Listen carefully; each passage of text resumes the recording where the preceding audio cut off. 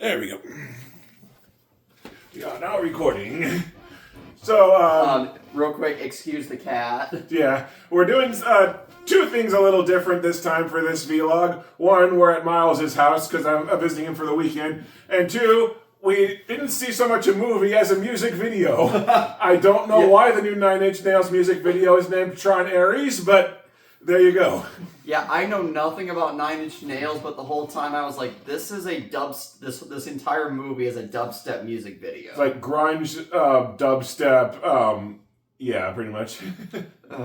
So going into so quick background, I know very little of Tron. I've never seen the original outside of a few isolated clips.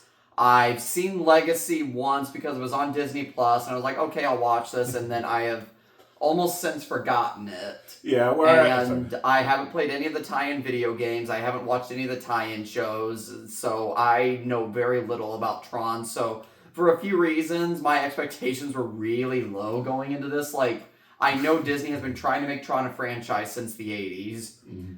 Has had basically two major failed attempts. Like, the original never quite took off, I believe. Right, yeah. And it's the arcade game made more money than the movie did.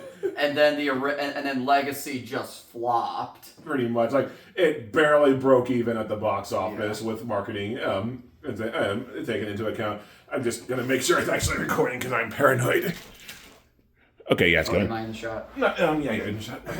So, and my expectations were even lower because I vented about it in my Tron Evolution video, but I am in passionate hatred with Tron Legacy. I hated it when I saw it in theaters. I hated it when I saw it for free on college campus because they had movies now and then. I hated it when I revisited it with Schnick and Alma to research for the review. Schnick and Alma both hated it. 4 of the 5 Spill.com critics hated it. Honest Trailers hated it.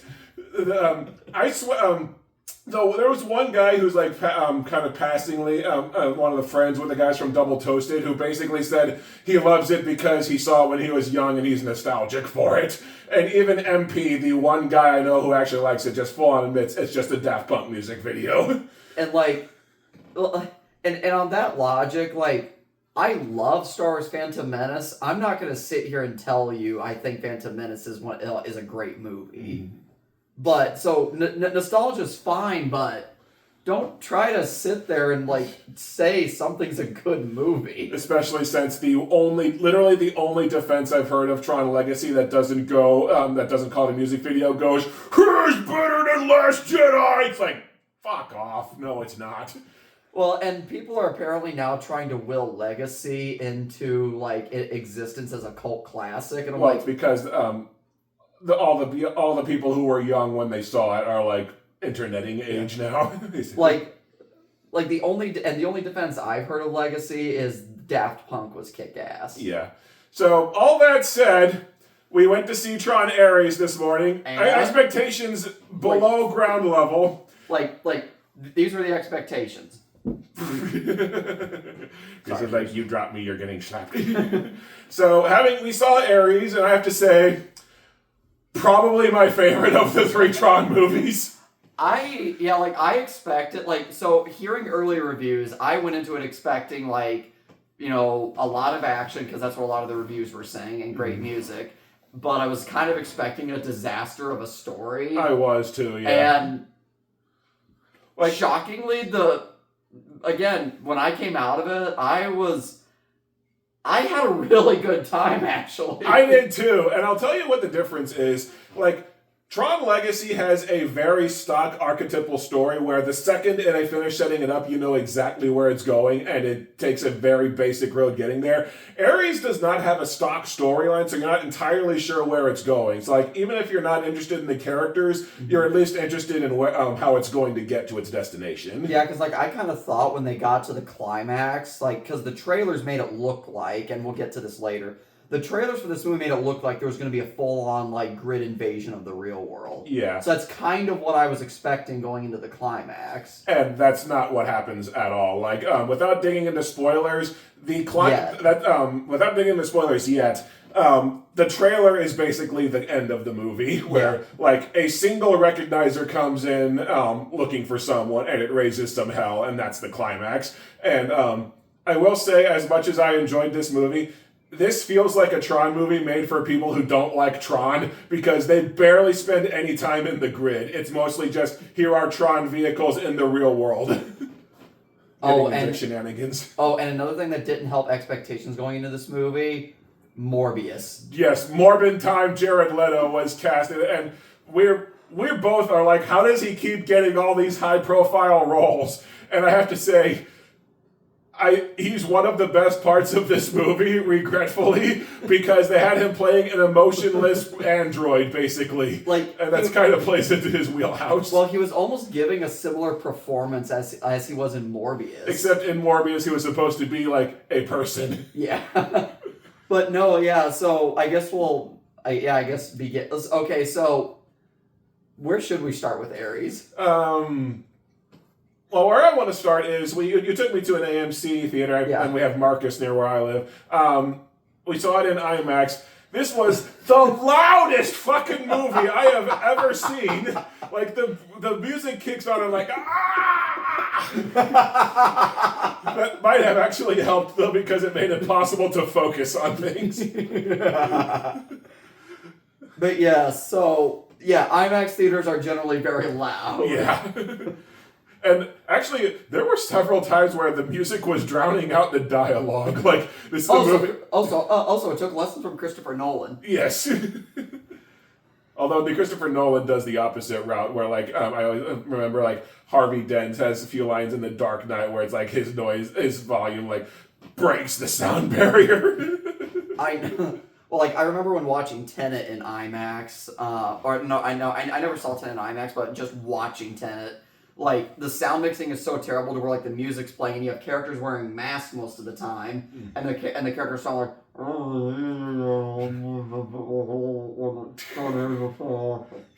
that's what it sounds like. So Bane, less intelligible.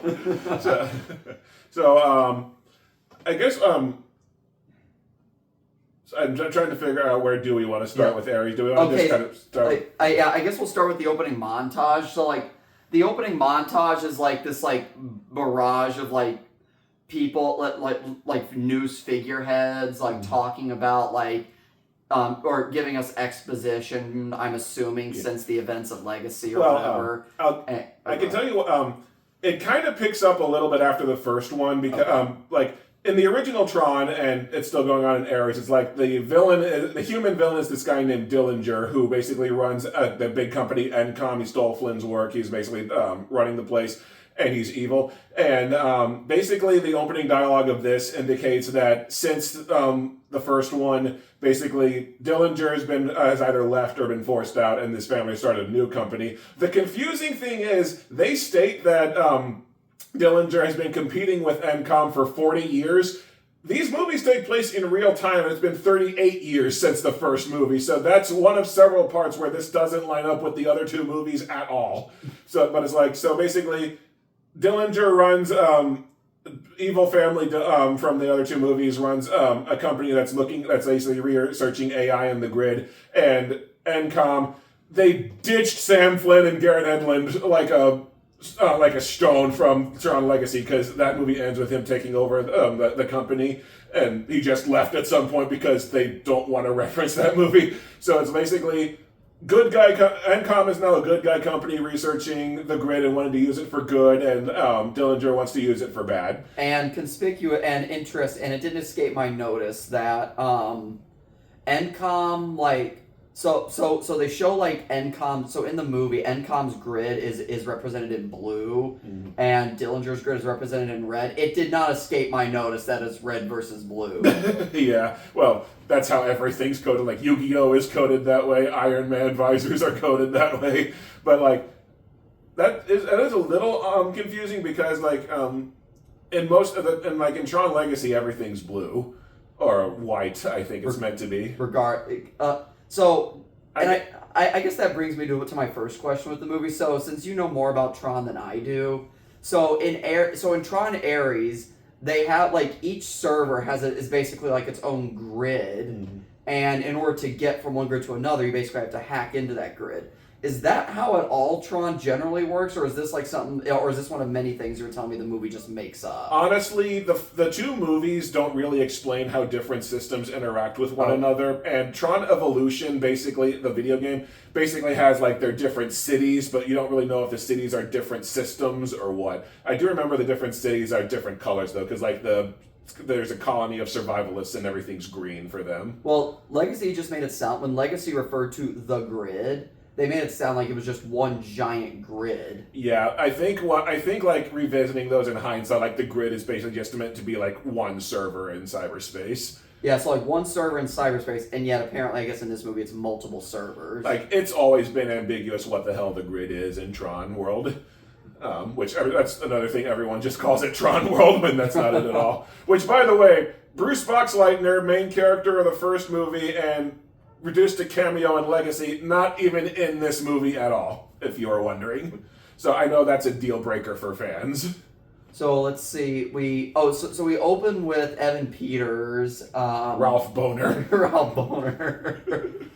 So we open with him, basically presenting like Ares to like, you know, the board. It's like Dillinger is using the grid to manifest weapons and stuff, and Encom is using the grid to manifest like orange trees because they want to basically grow food to address like world hunger. Yeah. But yeah, so Dillinger is giving a demonstration, and then it seems to go well, and then the gimmick with the movie that sets the entire thing in motion is the programs can only last for 29 minutes. Yeah, it's like at least the programs that Dillinger summons, and then they made this MacGuffin called the Permanence Code in order for stuff to stay in real life forever. Which, by the way, renders the entirety of Tron Legacy completely pointless, because the entire crux of that movie is we have to escape, but we can't let Clue escape. Turns out if Clue escaped, he would have died 29 minutes later, and the whole thing would have been solved.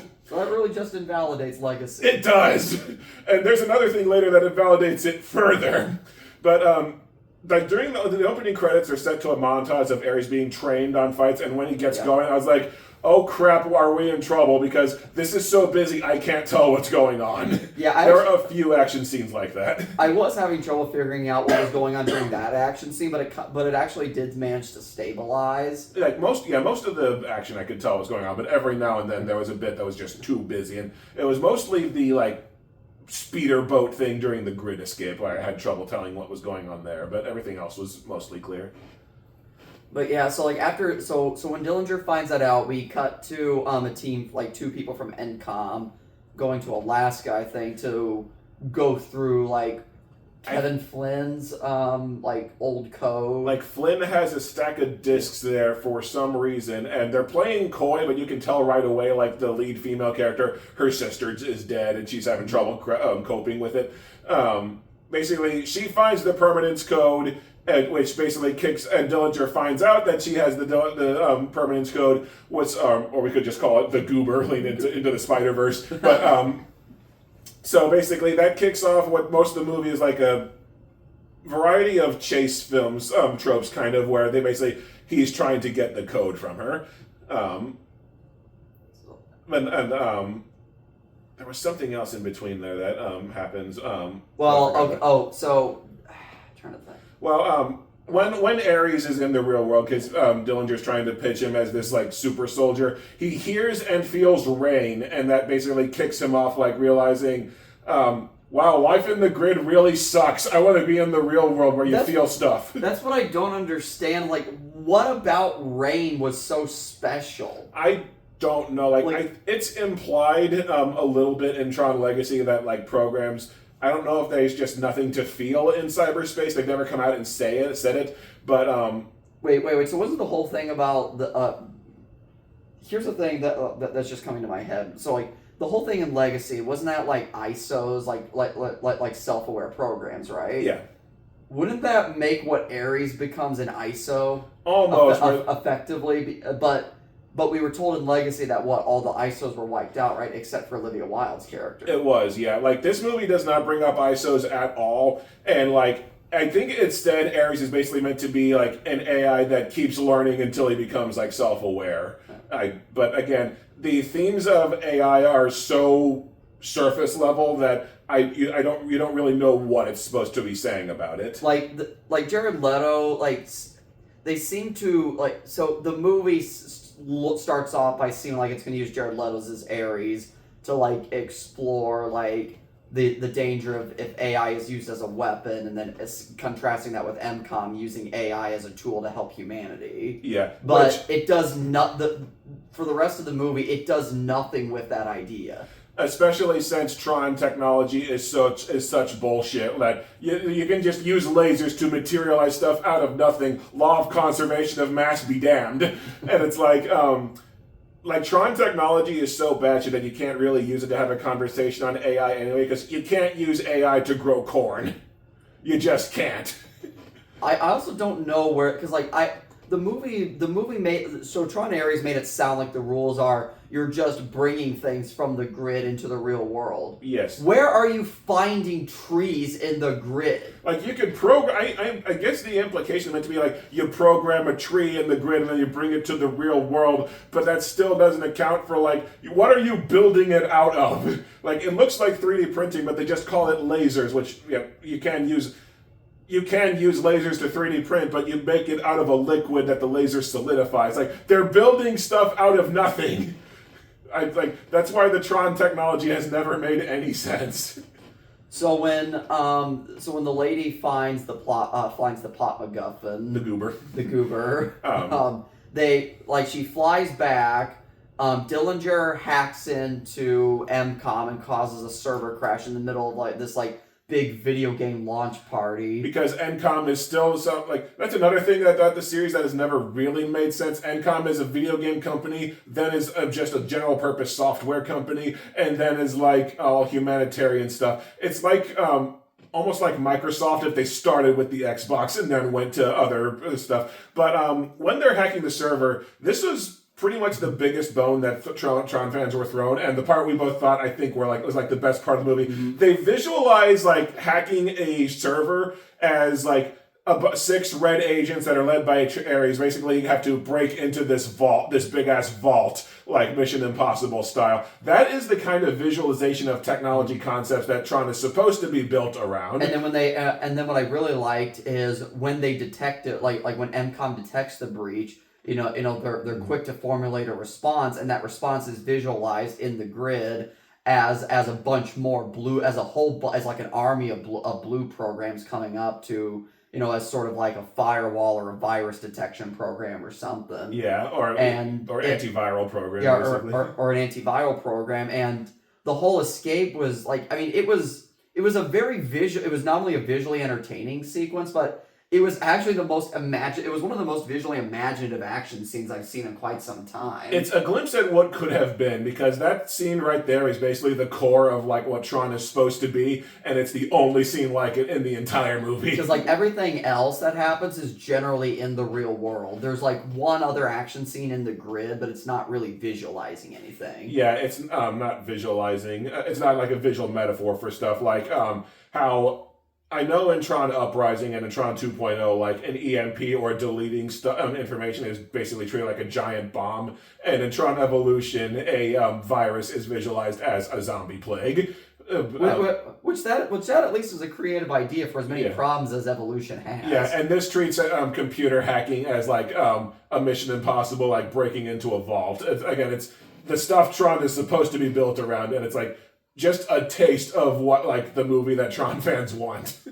And so it's after that heist, because so during that heist, and this is where one of the problems comes in, we get a cameo from Cameron Monaghan, Cal Kestis, from the Jedi Fallen Order games. And the Joker from Gotham. Yeah, so fairly recognizable actor. He's in this movie for 10 seconds as a nobody program who dies. And he's in the opening credits. And we're almost certain, we're fairly certain he may have had a subplot that was cut from the movie. You'll wonder, because another thing about the original Tron that just kind of goes by the wayside is programs are supposed to look like the people that made them, because it's an act of creation by God, basically, in Tron universe terms. So I don't know if he was supposed to play a real life person who factored into things. It's just, why did you get a very recognizable actor for this one-off cameo? Well, it's like you said in the car ride home. Why do you get James Franco for Alien Covenant and then burn him alive in the opening? I mean, aside from what James Franco turned out to be, yes. True.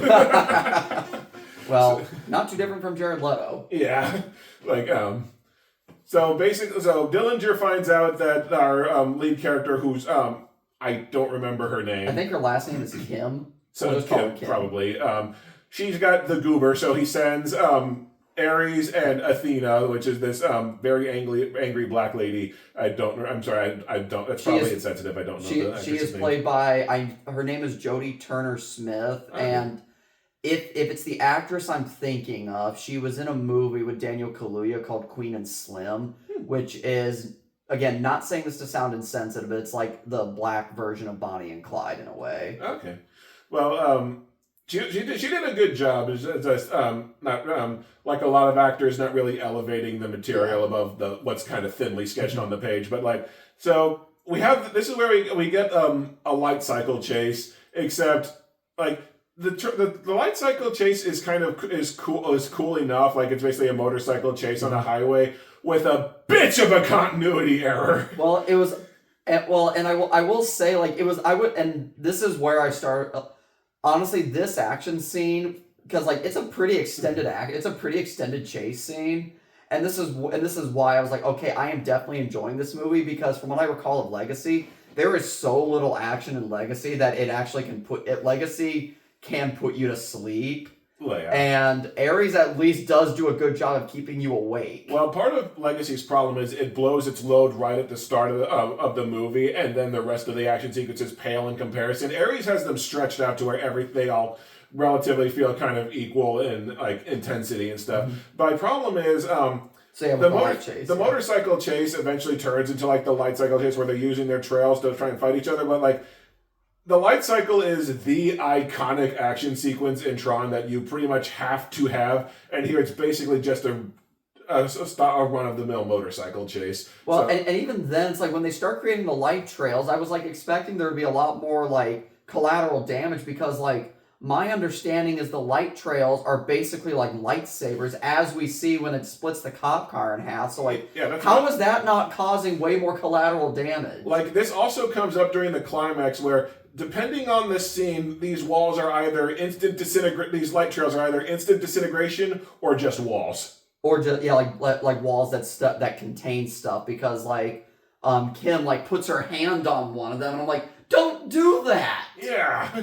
So it's again, inconsistent with the other movies of how this shit works. So the action scene itself is fine. I was entertained by it, but anyways, you had mentioned there was a continuity error, right? There's the Kim starts speeding on her motorcycle because she notices the completely conspicuous bright red hell cycles after her. A cop car starts following her, so it's here's Kim, here's the cop car, and here's two light cycles. Somehow between shots, the light cycles are just in front of the car, so they can split it in half, and we get a trailer shot, just out of nowhere. So I was so I leaned over to you, I was how the fuck did they get in front of the car? Well, and then my problem with that, and then my problem with the scene turned into, okay, the cops did not die. Yeah. Their car just got split in half, so presumably their radios still work. Mm-hmm. How is there not a massive police presence immediately in the street? Because what are we in New York or something? I have no idea.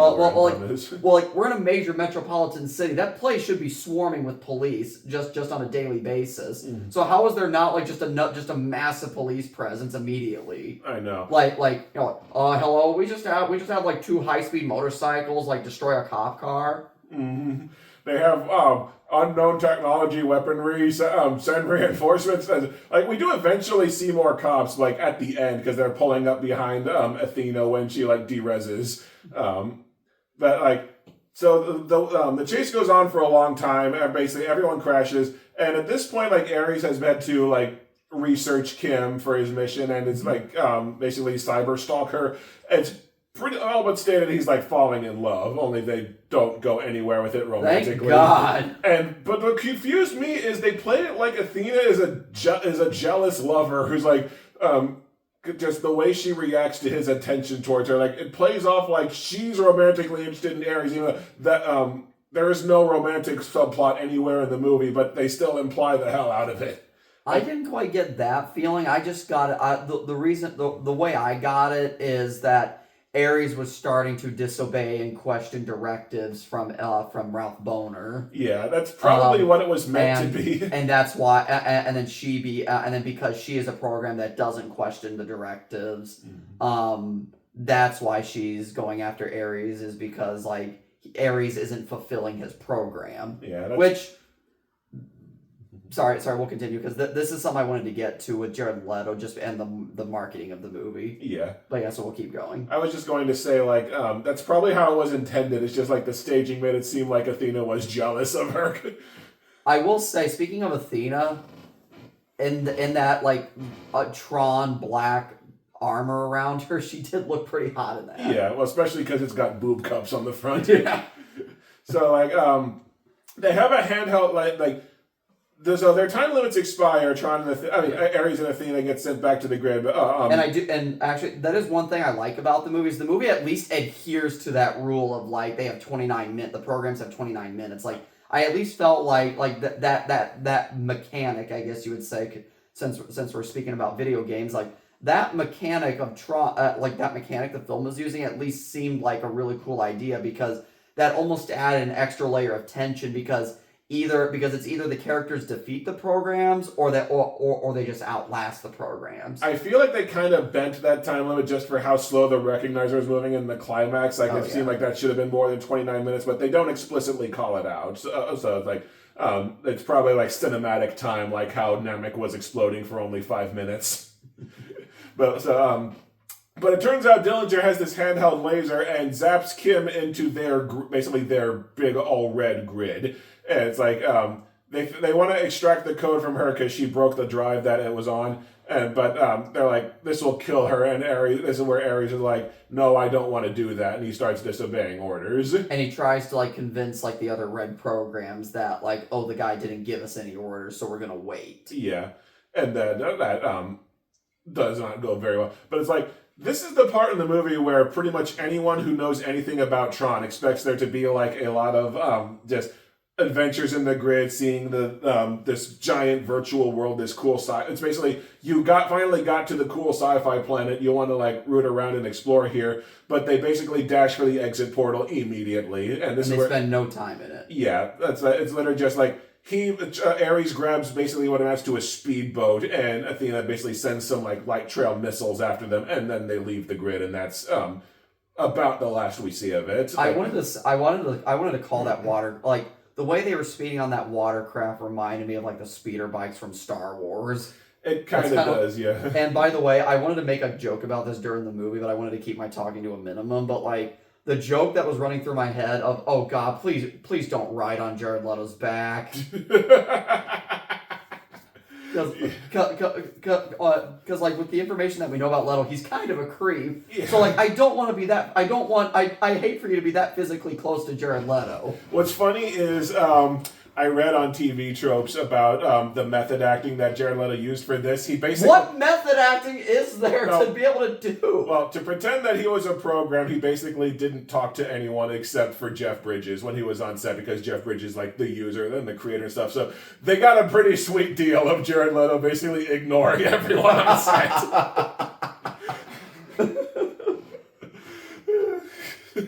But yeah, so they escape. They escape. They grab a truck. Basically, so. Oh, and now they're on another time limit to get Jared Leto like to MCOM headquarters, so they can digitize Jared Leto and install him with the permanence code. This was where I actually kind of got a few legitimate laughs during the movie when Jared Leto says like, given the current speed of the vehicle and your substandard choice of vehicle, like Jared Leto actually has some really nice dry wit in the movie. I know. It's like, who knew that playing an emotionless android was the role he was born to play? And even Kim gets like a funny crack where like so they steal this like gas station clerk's like really fast car. Yeah. And so like, I'll buy you another $50K. But although that had confused me because like like Jared Leto has some fun deliveries, but he's also got some stuff that it doesn't really make sense that he'd say, like, he pulls up a car, he's like, a classic. It's like, how does he know what classic cars are or have an opinion on that? Or when the, like, they're in the real world because they want to try and zap him into Flynn's old computer system. He's like, she says, it'll be like the 80s, and he says, I love the 80s. Why does he have an opinion on the 80s? Wait. So because Jared Leto is a good guy, does that mean the good guys always win, even in the 80s? Yes. That is a Megaforce reference if you have not watched it. Gloriously stupid movie. So, like, Athena somehow manages not to catch them in a flying vehicle while they're, like, stopped at this gas station. So it's like they go to this office, on the way there, Ares basically spells out Kim's motivation, where they spell out, like, she lost her sister. And, Thank you, blunt exposition. A lot of blunt exposition, yes. And it's like, basically spelling out her sister died and she's not really sure what she wants to do. She was just, like, living out her sister's last wish. Finishing her work, yeah. Mm-hmm. But like, there's barely anything to her character, I felt. There really isn't much to talk about. She's just there as a serviceable action heroine, and that's about it. Yeah, like, the only character that I felt like had a lot of depth was Ralph Boner, because, like, he's kind of freaking out as things go wrong, but also, like, you see him hesitate a good long while when Ares tells him, we can get the code out of her, but it's probably gonna kill her. Yeah, so, like, yeah, and you can actually see him, like, bury his face in his hands because he's like, crap. So he's not like this stock one-dimensional villain. Like, there is depth and complexity there. And in a later event, like, you know, when his mom is killed by Athena, like, he actually expresses remorse. Yeah, and we'll get to that because I think they dropped the ball there in the name of sequel baiting. But yeah, like, Gillian Anderson is also in the movie basically shit-talking her son for how he's screwing up the company. That was Gillian Anderson? I think so. I thought that would have been Annette Bening. No, I saw Gillian Anderson's name in the opening credits, and I kind of just assumed that was her because I think isn't she like Scully from the X-Files? I have never seen the X-Files, so I could not. Like, just for passage of time, I figured that was Gillian Anderson, but I could easily be wrong. But she basically just keeps showing up to call her son a dickhead. Basically saying, you are stupid. Yeah. So, like, they get to Kevin Flynn's, like, old office, and they use a laser, they zap Ares into the grid, into, like, Kevin Flynn's system, and this is where we get to the big, like, if you're a fan of the original movie, this is where it gets to, like, the big fan service moment. They basically zap him into the setting of a system that looks exactly like the digital world in the original Tron. And uses updated but similar looking visual effects. Yeah, like, they have Ares' face kind of like fuzzy because that's how all the programs looked in the first movie. They have the bit that was briefly in the first movie. Can only answer like yes or no on things. The classic light cycle. Yeah, and I'm almost certain they redid the effects to show Jeff Bridges for the trailer because they didn't want to spoil that he gets sent to the retro grid. Which, that brings me up to like a problem with the trailer is I feel like that moment with Jeff Bridges would have had way more impact if they didn't spoil it like many times in advance. And if his name wasn't in the opening credits. Yeah, it's like if they had taken his name out of the opening credits, not shown it in the trailers, and not talked about his character even coming back, that moment might have actually been like one of the big like, oh shit moments for Tron fans. Well, especially since he died at the end of the second movie.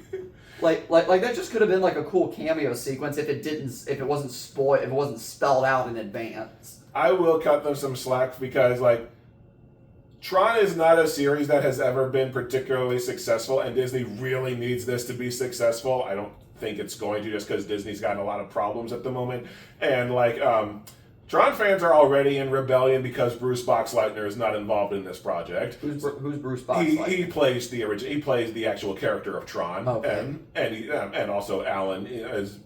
He has a significant role in Tron Legacy in the live action sections. But like a lot of people really latched onto Tron. The title character, he's played by Bruce Boxleitner. He's involved in pretty much every Tron project except for this one. Like he even has a ton of lines and involvement in Battle Grids, the Wii game that nobody remembers except me. And so it's like him not being involved in this project was already a deal breaker. So I think they had to let fans know that Jeff Bridges was still around, and that they were going to like reference the original heavily. Yeah, just to let them know that there's something of the original series still around. So Jared Leto gets sent to talk with Jeff Bridges. They talk basically from the dialogue that they have is effectively like, what makes you alive. He talks briefly about like the advancement of technology, leaving old stuff behind, but for some reason his frame of reference for that is Mozart. Yeah, Mozart, and then Jared Leto says like, Mozart's considered one of the greatest composers of all time, and what was the band he referenced? There are 2 times where he gushes about how much he loves Depeche Mode. And then Depeche Mode, and then so Jared Leto like, and then another just a really sweet band. And then when he is trying to explain why he likes Depeche Mode, he can't put it into words because that's supposed to be him like transcending and like becoming like more self-aware. Transcendence, you say? Ugh. That another movie where the AI technology makes no sense at all. Which never mind, I don't want to get into it. But so basically they talk back and forth. They kind of spell out that basically Jared Leto wants the permanence code for himself so he can live in the real world because being in the grid apparently sucks, which I feel is a concept that the Tron series needs to get away from because fans want to spend more time in this virtual world and every character's motivation is to get the fuck out of it. Like, calling the grid sucks feels like you actually are spitting in the face of Tron fans. Well, it's just like, it'd be like if made Avatar, and everyone's motivation was to leave Pandora because it was terrible there. It's like, because like Avatar, like the world is the whole selling point, but and Disney doesn't get that for Tron. They just think Tron is Jeff Bridges. They think Tron is basically a visual style of sci-fi vehicles and characters, basically. Mm-hmm. But so Jeff Bridges. It should be, one point we've kind of skipped over is every time one of the programs that Dillinger sends out dies, they basically re-res them, which, if you didn't know, that's where Re-Res's channel name comes from. Oh, wow. Yeah, he loves the original so much, he named his channel after it, because D-Res is basically the Tron word for dying, and so re-res would imply, like, coming back. But, like, Flynn makes it clear that once Ares gets this permanence code, if he dies, that's it. He can stay in the real world indefinitely, but that's the string attached. Mm-hmm. So while all this is going on, Athena basically decides to create an entire recognizer to go after Kim because she's still got orders to grab her, take her to the grid, and get the code out of her head. So she basically just becomes a plot point at this point. Well, and because Dillinger says, like, bring her back to the grid by any means necessary. Yeah. She takes that too literally and effectively becomes self-aware to where she can, like, re-res herself at will. Well, and she can just she enters the real world and uses the computer systems herself to 3D print a recognizer and tons of soldiers because she's like, you said by any means necessary, which that is another almost recurring theme where, like, Jeff Bridges in Legacy told Clue to make the perfect system. He didn't get the corollary, but don't become a genocidal madman over it. Like, programmers keep not thinking through their words in these movies. It's like Joker says, a very poor choice of words. Yes, very. And she kills Dillinger's mom. He's, like, horrified and stuff, and it seems like he's really thinking over what he's done. Mm-hmm. This will come back into play shortly with a problem I had, but, like, this is basically where the climax starts, where the recognizer, like, flies through the city. They send a few jets after it, but, like, the light jets fight it back. One thing that they tried as hell not to address, it seems like conventional human weaponry is perfectly effective against the grid creations. Even though the beginning of the movie was trying to spell out that, like, that the Dillinger Corporation was using this technology, like, of bringing grid stuff into the real world as modern military, the ultimate like bleeding edge of technology. But it's like for warfare. Like no one ever tries using bullets on the program, so it which was kind of like these should not be as intimidating as they are. But missiles work pretty damn good against the recognizer, it turns out. So it just was a weird dissonance for me for like, okay, the advertising was built on like we were supposed to dread these things coming to the real world, and they're not that big a problem. And that's the thing, the entire so now that we're in the climax, we can talk about this. Mm-hmm. The entire like marketing was effectively built around like Ralph Boner's line of we're not going to the virtual world, it's coming to here. us. And so they made it almost sound like at least what I took from the trailer is they were studying the grid, they fucked around and found out, and then the grid like is self-aware and comes to our world and basically thinks that like it's going to try to supplant humanity, and it's like it's going to be this big invasion of the grid, this big invasion of the grid into the real world, and so there's going to be this huge like climax between human weapons and like grid weapons, or picking up where Legacy left off, where Clue wanted to invade the real world. Yeah, for that's what reasons. it made it. That's what it looked like, and all it is what's that giant ship called? A recognizer. So it's one recognizer, two military fighter jets, and a bunch of like light missiles that get launched. It's a bunch of like little light planes that fly around doing nothing. Yeah, and then it's like a couple of soldiers. Like the biggest scale action scene was actually the heist scene. It pretty much was. It's the one that had the most active combatants in it. So like the climax was okay, but it was a lot more smaller scale than what the trailers were kind of leading you to believe. Yeah, the action is a lot smaller scale than what the trailers built up, because like most of the climax is what you saw in the trailers, like minus a fight between Ares and Athena. And that's another thing is, so the movie was almost marketing itself around Jared Leto being the bad guy, and this is sort of what I was afraid of, is that the movie does what a lot of like movies that start with a lot of like stories that have bad guys as the main characters, is they're bad guys for like 5 minutes, and then all of a sudden they're good guys. Like something so contrived makes them good guys. Like this one, it was about him basically rebelling against his programming because he wanted to like become more human. Well, and I guess he internalized what Ralph Boner said about completely expendable. Yeah, that is an important point where he's Ralph Boner's trying to pitch Ares to the military. He says this soldier is completely expendable, and it's like that kind of strikes a nerve with him, where he realizes like he doesn't care if how many times I die, and they show that dying is painful for the programs. I was still kind of hoping for a little more of Leto actually being a villain, because like the movie brings it up several times that Ares is, well, I mean, if you know Greek mythology, Ares is the god of war. Mm-hmm. Is the Greek god of war, and so you would think the Greek god of war would kind of, I don't know. You would think he would basically be like Kratos, where he's built for violence, and it takes a long time for him to develop to dad of boy, but he's not like he's decent he's skilled at fighting, but he's not like obsessed with fighting to where you don't really get why he's called Ares other than someone thought it'd be a cool name for the movie. Yeah. I bought Athena more because I think Athena's like goddess of beauty, I think. Aphrodite's beauty. I think Aphrodite. Athena is, I don't know what Athena's deal is. I think she's also war, but also like a different kind of it. I thought like maybe archery? Something like that, because like yeah, I don't know. So. I don't know my Greek mythology very well, so, like in some either. parts. But yes, but anyways, so yeah, like anyways, I just wanted to bring up that point because like it did kind of bother me a little bit that they didn't really spend a lot of time with Jared Leto as the villain, even though that was kind of the marketing hook. Well, the marketing of the hook was also there's going to be this giant war sequence, and it's a lot smaller scale than that. Than you think. Now, despite the small scale, it wasn't like an awful action sequence. No, it was cool. Like this is one.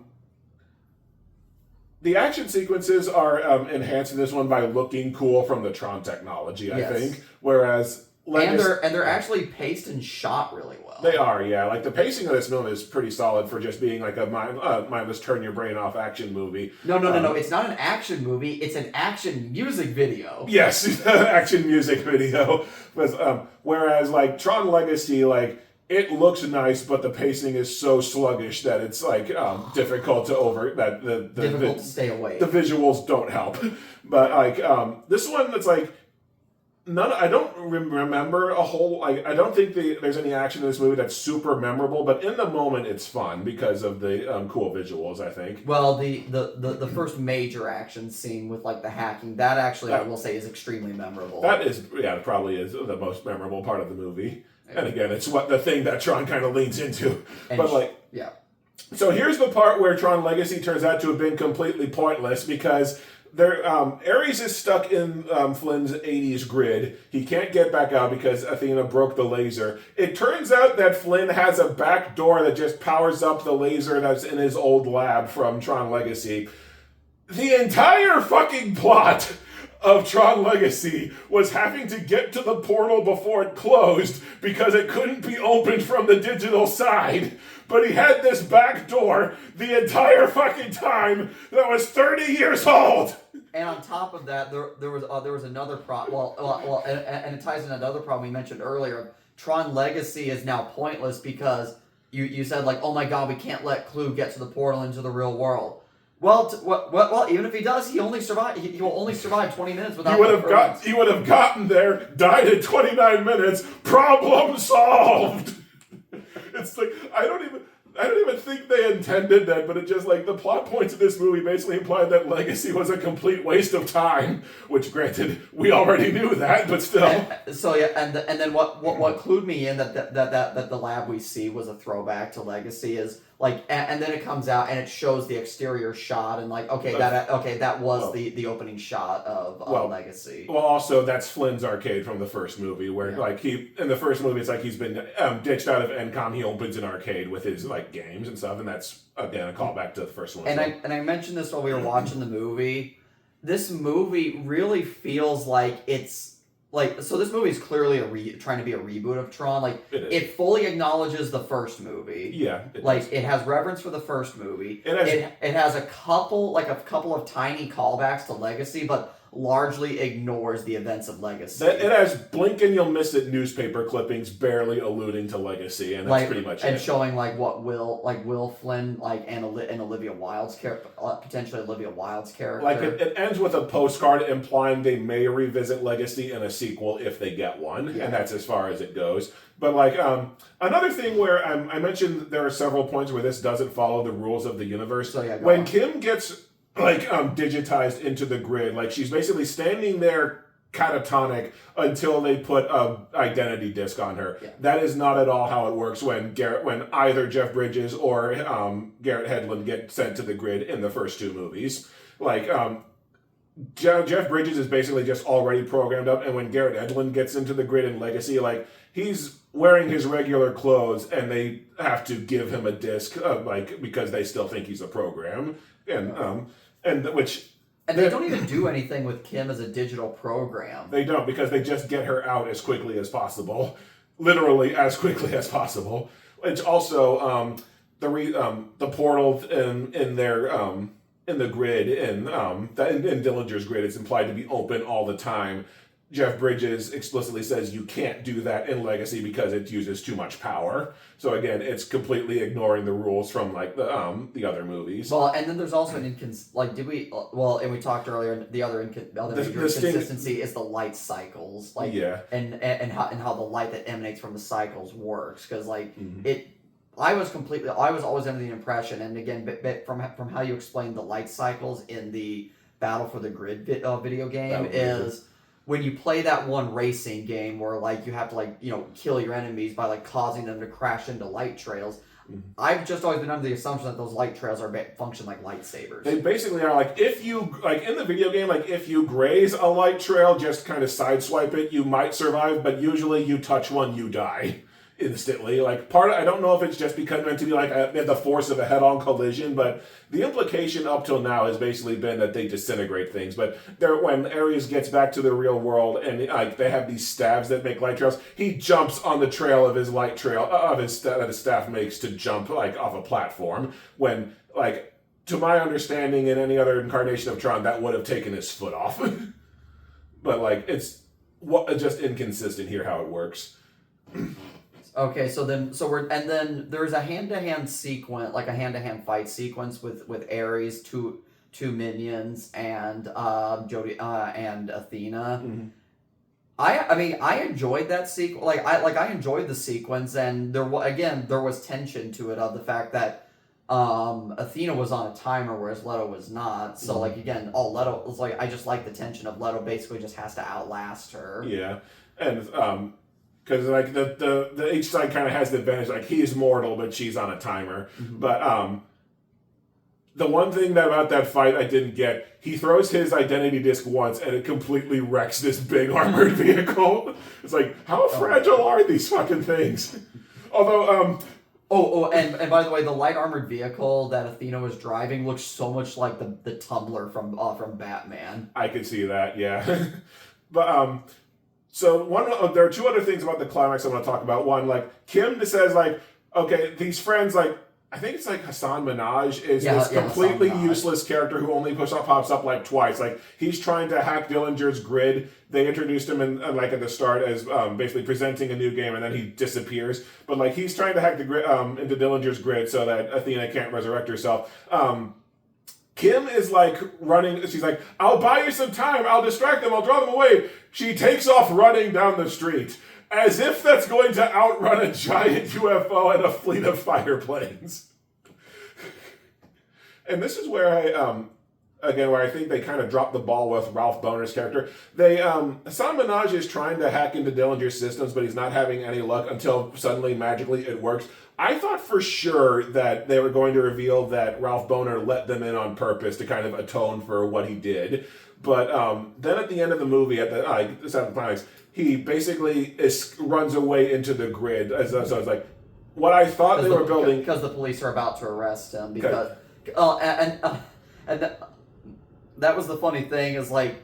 and why his mother was calling him stupid. Is like, Ralph Boner's committing so many acts that is going to easily implicate the company. Yeah, and basically almost kicking off genocide and like murder and stuff. So it's like, I thought the end of his character arc was going to be him realizing he messed up and like taking responsibility, and like he let them into the grid on purpose. It was right then he knew he fucked up. Yes, but then at the end it seems like, oh no, we need to sequel bait this, so he's going to escape into the grid to set up another movie. So it's like, it really was just weird writing to where they couldn't get into the grid until they could.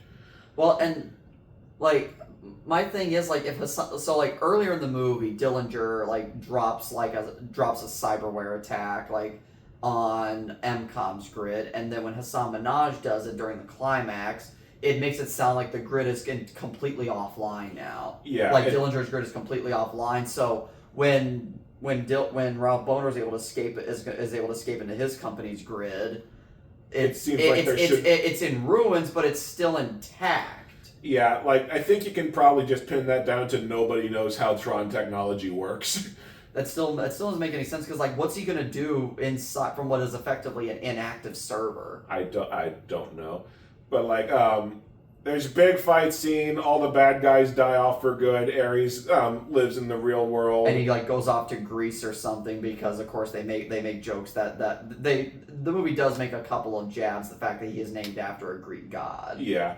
And basically, the NCOM, Kim uses the grid and the permanence code to basically grow food and alternative fuels and cures for cancer and stuff. Like, all this stuff that was supposed to be done by, like, the ISOs in Legacy, except there was no explanation of how.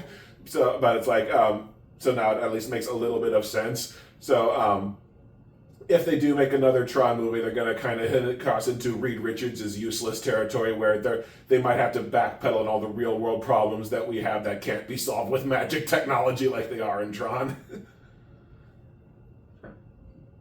Sorry, Yeah, and then we get to the post-credits scene. Before they cut to credits, there's like a postcard almost implying that Cora and Sam and from Legacy had a kid, and that Jared Leto's going to look for her, which is Jared Leto going to look for this young woman? Has little awkward connotations, but there's a credit scene where Dillinger gets into gets to his company's grid. But then for some reason there's a retro identity disc like from the first movie sitting there. He puts it on, he grabs it, and he starts turning into Sark. Sark is basically like this Darth Vader enforcer for the main villain from the original Tron movie. Like, none of that makes sense for why any of it should exist, other than fans will recognize a thing. And like, I thought what was going to happen, and I told you in the car on the way home, on the way back here, is like, what I thought was going to happen was somehow like the evil version of Jeff, because again I had forgotten Legacy, that the evil version of Jeff Bridges' character Clue was going to like be in that identity disc, and they were going to somehow resurrect Clue from Legacy. Yeah, well, that's what I thought was going to happen. Well, Clue and Flynn pretty decisively both die together at the end of Legacy. Why does that matter? They brought Jeff Bridges back. Yeah, like they explained how Jeff Bridges is back with basically techno-babble bullshit to where he's not really there, but like Ares is manifesting him. Like that, it makes no sense. That makes no sense at all. It's like, I'm here because you manifest me. It's almost like a pre-recorded hologram that he set up, like what Batman did in that Relics episode of the Batman, where they find the Bat computer and there's a recording of him that answers their questions. It's basically like that, I think. But I completely forgot what we were talking about before. No. Why the mid-credit stinger makes no sense. It's like, well, aside from it being funny that they skip over calling back to the second movie and call back to the first movie, it's like, I don't know if Sark was supposed to be a program made by the original Dillinger. I don't know, because I've always had trouble with the Tron visuals where everyone kind of looks the same.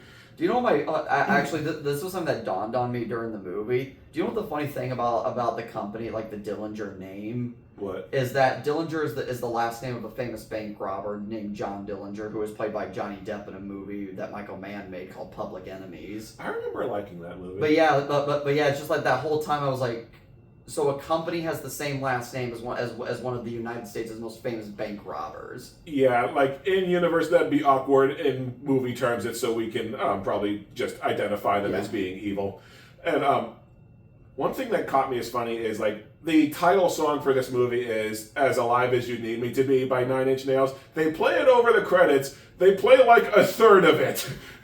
It's like, why? And speaking of the Nine Inch Nails track, like, and you kind of explained some of the differences to me, but like, just to me hearing my ears, like, one of the like I guess bad news things that this movie had before it got made is Daft Punk, like, I think broke up or something. Yeah, Daft Punk. And like, from what I recall of Legacy, like Legacy's music, like music score versus this film's, like Nine Inch Nails just seemed to be doing something only slightly different from Daft Punk. It's like I had a hard time trying to understand why that Disney was using this movie hardcore to market Nine Inch Nails when like it doesn't seem like they were doing anything that different from Daft Punk. Well, the tone of the music is a lot grungier, I think, than Daft Punk's score for Legacy was. I think they were just using music from Nine Inch Nails.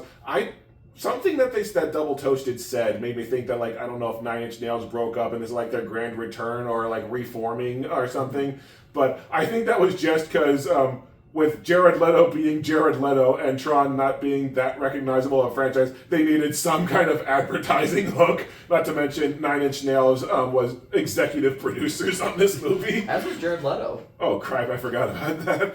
But like that's becoming more common. Like a lot of MCU actors are executive producers on their own movies now. Well, ScarJo was executive producer on Jurassic World Rebirth. Anthony Mackie was the executive producer in Brave New World. So yeah. So that's just becoming common these days, I think. But anyways, so we're effective. So we're at the end of the movie. So why I ended up liking this more, because I know for a while it kind of sounded like we were kind of shitting on the movie, but like, or just cracking jokes about it. Yeah, cracking jokes about it. But to boil down, what I liked is I can't believe I'm saying this, and I do not excuse Jared Leto's personal behavior, is I actually liked Jared Leto in this movie. Like, for as emotionless as he can be in movies. Just mad. Rouge says you don't get to hit me.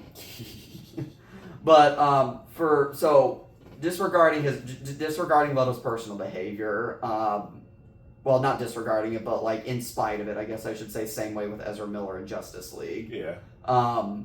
Jared Leto's performance of being very emotionless in most of his movies actually works here. Mm-hmm. Like, it works to the advantage of the movie, because when Jared Leto has like dry wit or something, it works, and even his character arc of basically, becoming a real person was at least it surprisingly kept me invested enough in the story, because the overall script itself is nothing to write home about, but Leto's arc was kind of engaging. Yeah. It was remarkably well paced, actually. Like, it was remarkably well paced. It was really well paced. I didn't feel it dragging at all. Yeah, I also didn't feel like it was rushing through anything. And even when it slowed down to like give some time to the characters, it didn't feel that boring. It was an exposition dump of epic proportions, but it didn't feel like dull. Yeah, it didn't feel dull. It kept it moving. The visuals were at least decent. I mean, even though they definitely should have taken way more advantage of like Tron, like the grid side of Tron, instead of spending a large chunk of the movie in the real world. There was at least plenty of action scenes, and they were well filmed. There was a sense of tension to them. They were. And for a time, it almost felt like the action was wall to wall in the movie, actually, because until about the time where they had to slow the movie down to set up the climax, it didn't really feel like the movie was stopping that much. Yeah. So I enjoyed the pacing. The music did its job. Like, the music was engaging. I'm not going to say Nine Inch Nails was like revolutionary in this movie, but it did its job of keeping me entertained. Mm-hmm. And again, moved at a nice pace. Visuals were solid. Pacing, Jared Leto was fine. And again, the story, while the script isn't anything to write home about, it at least does enough it gets the job done. Like, yeah. And that's how I describe scripts like that. It gets the job done. Mm-hmm. And that's the nicest thing to say about it. So it was just and also I guess I had the benefit of having you here. To explain shit. Well, not just to explain shit, but to kind of just enjoy it with.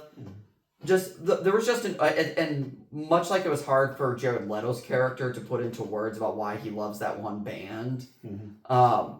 It's kind of hard just to put fully into words, but I just had a good time with Tron Ares, and that is not a sentence I expected to say. Like I expected to say oh, this is a music video with a garbage story. Yeah, I did not expect this to feel that way either. I saw the first Tron movie later on. I acknowledge it was revolutionary for its time. It has good concepts. And you had to explain to me that before the Academy invented the best visual effects category. No, they had the best visual effects. They just didn't consider computers technology to be visual effects. They literally refused to nominate Tron because they thought they cheated using computers in 1982. And you had to tell me that, yes, as jank as the original's effects look by modern standards, those were bleeding edge visual effects for the time. They were. I've tried rewatching Tron. I know that it's was revolutionary for its time. I know it had a lot of neat concepts to it. I still think it's kind of boring because the characters are so flat in it. And then I saw, and then with Tron Legacy, I will never stop saying this, Tron Legacy is boring as fuck. So and the only thing Tron Legacy has going for it is a barely used metaphor about fascism. Yeah, and 2 spectacular action sequences that are right at the start.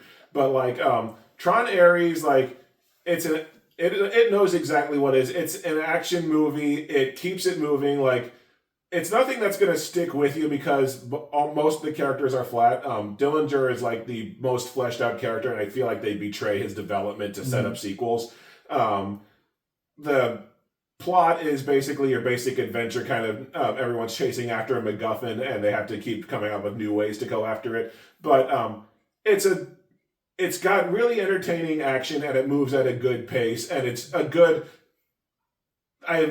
this is what the Transformers movies were trying to be. A good, just turn your brain off and see, because that's how people always describe Michael Bay's Transformers. Turn your brain off and just enjoy the action. Here's the thing: you can tell what's happening. It's well made for being what it's trying to be. Where it's like it keeps at a solid pace. It gives you characters that you don't hate. And I'm kind of glad we didn't see it in IMAX 3D. Yeah. Like, I'm just glad we just went with the standard IMAX, just the standard IMAX. But, like, I at least felt like the IMAX kind of probably helped my enjoyment because, like, that helped compensate for the small scale, for the kind of small scale to the action scenes. That helped compensate for that by making things look big. Yeah. You do almost kind of commend it for not going too big so that they have room to grow. But at the same time, it is kind of disappointing given the trailer. And not blowing their load. But, like, this is effectively a rebootquel. Like, it is a sequel, but it is a reboot. Yeah. And you can tell they really are not wanting to reference Legacy, because I think Disney knows Legacy is box office poison. Yeah. Well, this is just kind of my last input on the movie. Yeah. It feels like Disney knows that Tron's fan base is not that big, so trying to stay too faithful to the original is not a path that's going to get you anywhere. But even so it feels like go ahead. Well, but even then, like, it feels like what Disney could try to, because like Disney is selling like the James Cameron's Avatar movies entirely on just like Cameron's reputation of being a visual auteur with his with his movies, like the most cutting edge, bleeding edge CG. Yeah, they could try to do something similar with Tron, where like get a very recognizable director and really focus in on the grid and make the grid like the most visually dazzling thing ever. Double Toasted had a really good suggestion where they said reboot Tron to where don't have human characters at all, just focus on the program. Yeah, just stay entirely in the grid. That's what Tron Uprising did, and Uprising is the one thing everyone universally agrees is magnificent about Tron. Which now you actually kind of make me want to. It's only 19 episodes and it's on Disney Plus. Well, like, not only have you made me actually finally want to check out like the original Tron, but also I do want to check out Tron Uprising now. I am a little curious about it because that's the one thing like even people who don't like Legacy agree that it was good. Yeah. that Uprising was good. But like it feels like they were trying something a little different with Tron, and I think what they tried differently is going to drive away fans. Mm-hmm. So it's kind of like a no-win scenario where non-fans aren't interested, and fans, they basically blew off to try and appeal to the masses. So I feel like this movie kind of put itself in a no-win situation. I'd be surprised if this gets a sequel anytime soon. But, and this is the funny thing, for a guy who made Maleficent, Mistress of Evil, which had pacing problems until the climax, and Pirates of the Caribbean: Dead Men Tell No Tales just being a god awful movie. Mm-hmm. Like it was just so surprising, like that this director actually cranked out a pretty decent movie.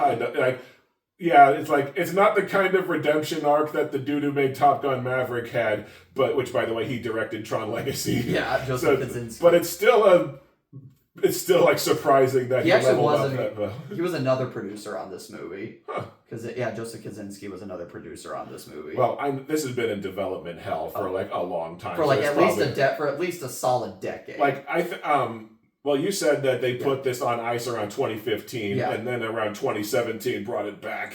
Which and I think they had Jared Leto cast already. I think someone said it, like this was in a comment section, so it was probably bullshit. But like this was like became a passion project that Leto was pitching.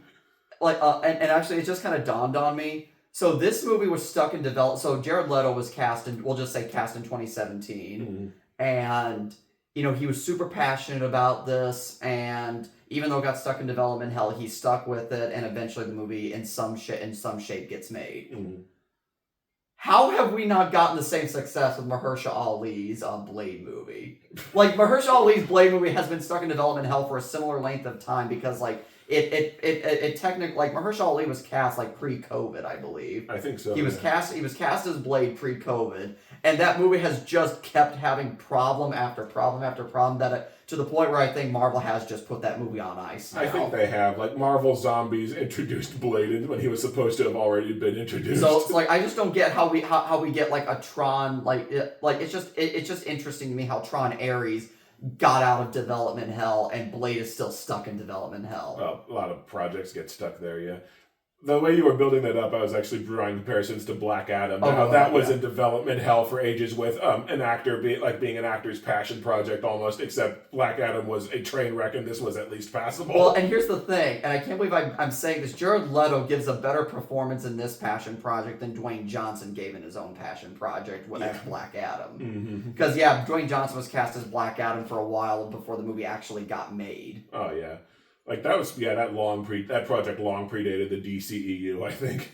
So, like we said, Tron Ares surprisingly didn't hate it, and I, maybe I'm rating it like this. Maybe I'm going to rate this kind of just because of the fact I was actually having fun watching it with you. I'm probably going to give it a 4 just for fun. For me, there probably are a lot more script problems that would make it, like what you were saying, a 3.5, but just the fact that this didn't suck and was actually fun to watch is what puts it at a 4, is what puts it at a 4 out of 5 for me, because it really does have a fun factor going for it. And that's probably my last point, is Tron Ares is fun. It is, yes. At the same time, though, I cannot blame for a second all the people who've told me they're avoiding this like the plague. Just either because of how the trailer looked or because of distaste for Jared Leto. Totally valid. Yeah, completely valid. Or particularly disgust with Disney, who was trying to advertise this using Grok. Oh, they were? Yes, I got linked to an article about, they were trying to use Grok to advertise this. Sorry. When I mention it, kind of goes away towards overriding my like of the movie. But in the moment, as in a vacuum, as a movie, I think it's fun. Yeah, so... shallow, but fun. So yeah, against all odds, Tron Ares, not a bad movie. Jared Leto doesn't suck. And it, the reviews made it sound like it was just going to be a visually dazzling music video, but I felt like it had a little more going for it than that, shockingly. It's a fun action movie being released on the worst possible circumstances imaginable, basically. Yeah, and I feel, and we won't get into it, but I kind of feel sorry for this movie because of some really poor decisions Disney has been making lately. Yeah. That I feel sorry that I feel sorry for the movie because it turned out to be decent, and now I kind of want the movie to be a success. Yeah, the movie on its own terms, you wish it could be a success, but just for the factors around it and where Disney is right now, it's I totally get why people, everyone, are probably rooting not for it to to see fail. this. Yeah. Yeah. Well, or all the people saying they're going to wait for it on Disney Plus because Disney has shot itself in the foot by dedicating so much to streaming. Yeah. Okay. Honestly, I'm probably going to buy this when it comes out. But yeah. I might. We'll have to see. I hope everyone had fun watching this. And I think this will make a nice companion piece to your Tron Battle Grids and Evolution video. I hope so. At least people, it'll be an interesting follow-up to it and another place for people to shout at me for not liking Tron Legacy. Hey.